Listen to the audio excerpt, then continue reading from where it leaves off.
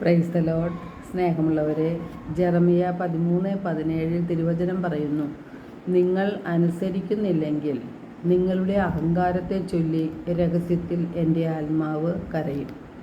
ഒരു അഹങ്കാരിക്ക് സംഭവിക്കാൻ പോകുന്ന കാര്യങ്ങൾ ഓർത്തിട്ട് അത് കണ്ടിട്ട് ദൈവം കരയുകയാണ്. അഹങ്കാരിക്ക് ദൈവത്തെ അനുസരിക്കുവാൻ സാധിക്കുകയില്ല.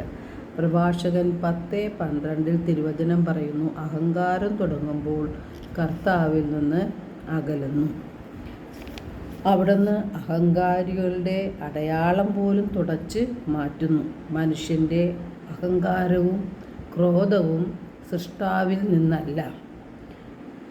അപ്പോൾ ഈ അഹങ്കാരവും ക്രോധവും എവിടെ നിന്നാണ് മനുഷ്യന് കിട്ടിയത്? അത് സാത്താൻ്റെ സ്വഭാവമായതുകൊണ്ട് സാത്താനിൽ നിന്നാണ് അത് മനുഷ്യന് ലഭിച്ചിരിക്കുന്നത്. ദൈവം ഒരിക്കലും സാത്താനെ സൃഷ്ടിച്ചിട്ടില്ല. അഹങ്കാരം മൂലമാണ് മാലാഖ സാത്താൻ്റെ സ്ഥാനത്തേക്ക് അധപ്പതിച്ചു പോയത്. 1 കൊറിന്ത്യർ 4:7 വിശുദ്ധ പൗലോസ്ലീഹ ചോദിക്കുന്നു, നിനക്ക് എന്ത് പ്രത്യേക മേന്മയാണുള്ളത്? ദാനമായി ലഭിച്ചതല്ലാതെ നിനക്ക് എന്തുണ്ട്? എല്ലാം ദാനമായിരിക്കെ ദാനമല്ല എന്ന മട്ടിൽ എന്തിനു നീ അഹങ്കരിക്കുന്നു? നാം പലപ്പോഴും അഹങ്കരിക്കുന്നത് നമ്മുടെ സമ്പത്ത്, നമ്മുടെ കഴിവുകൾ, നമ്മുടെ ആരോഗ്യം, നമ്മുടെ ശക്തമായ ബന്ധങ്ങൾ, ഇവയെല്ലാമാണ് നമ്മെ അഹങ്കാരത്തിലേക്ക് നയിക്കുന്നത്. പക്ഷേ നമുക്കുള്ള ഈ സമ്പത്തും ആരോഗ്യവും കഴിവുകളും ബന്ധങ്ങളുമെല്ലാം ആര് തന്നതാണ്? എല്ലാം ദൈവത്തിൻ്റെ ദാനമാണ്. എല്ലാം ദാനമായിരിക്കെ ദാനമല്ല എന്ന മട്ടിൽ നാം അഹങ്കരിക്കുകയാണ് ചെയ്യുന്നത്. എല്ലാം എൻ്റെ കഴിവ് കൊണ്ട്, എൻ്റെ സാമർഥ്യം കൊണ്ട് ഞാൻ ഉണ്ടാക്കിയതാണ് എന്നൊരു ചിന്ത നമ്മിലേക്ക് വരുമ്പോഴാണ് അഹങ്കാരം നമുക്ക് മുള പൊട്ടി വരുന്നത്. അഹങ്കാരിക്ക് ദൈവത്തെ അനുസരിക്കുവാനും സാധിക്കുകയില്ല. യേശയ്യ 1:19-20 തിരുവചനങ്ങളിലൂടെ കർത്താവ് അരുളിച്ചെയ്യുന്നു, അനുസരിക്കാൻ സന്നദ്ധരെങ്കിൽ നിങ്ങൾ ഐശ്വര്യം ആസ്വദിക്കും. അനുസരിക്കാതെ ധിക്കാരം തുടർന്നാൽ വാളിന് ഇരയാകും. ദൈവത്തെ നാം അനുസരിക്കുമ്പോഴാണ് ദൈവത്തിൽ നിന്നുള്ള അനുഗ്രഹങ്ങൾ നമുക്ക് ലഭിക്കുന്നതും നമുക്ക് ഐശ്വര്യം ഉണ്ടാകുകയും ചെയ്യുന്നത്. നമ്മോട് കരുണ കാണിക്കുന്നത് നമ്മെ അനുതാപത്തിലേക്ക് നയിക്കുവാൻ വേണ്ടിയാണ്. 1 യോഹന്നാൻ 5:3 ദൈവത്തെ സ്നേഹിക്കുക എന്നാൽ അവിടുത്തെ കൽപ്പനകൾ അനുസരിക്കുക എന്നർത്ഥം.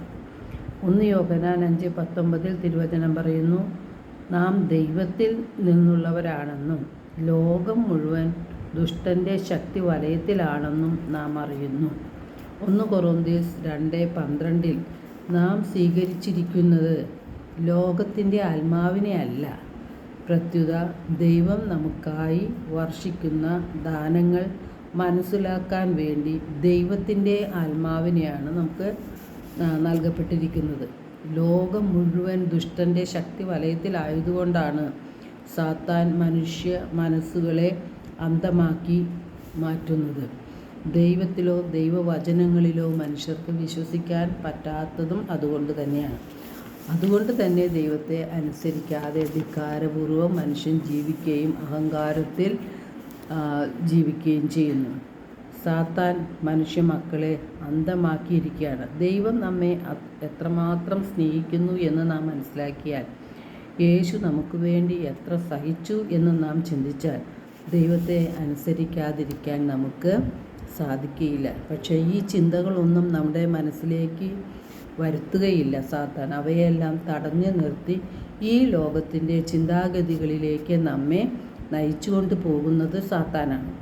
യോഹന്നാൻ 3:16 തിരുവചനം പറയുന്നു, അവനിൽ വിശ്വസിക്കുന്ന ഏവനും നശിച്ചു പോകാതെ നിത്യജീവൻ പ്രാപിക്കുന്നതിന് വേണ്ടി തൻ്റെ ഏകജാതനെ നൽകാൻ തക്കവിധം ദൈവം ലോകത്തെ അത്രമാത്രം സ്നേഹിച്ചു.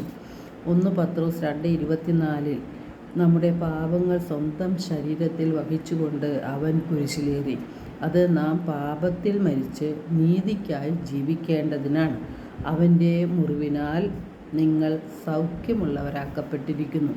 യേശുവാണ് നമ്മുടെ എല്ലാ പാപഭാരങ്ങളും ഏറ്റെടുത്തത്.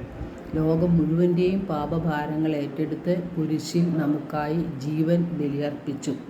യേശു സഹിച്ച പീഡകളും വേദനകളും നാം ഓർക്കുകയാണെങ്കിൽ ദൈവത്തെ അനുസരിക്കാതെ ജീവിക്കുവാൻ നമുക്ക് സാധിക്കുകയില്ല.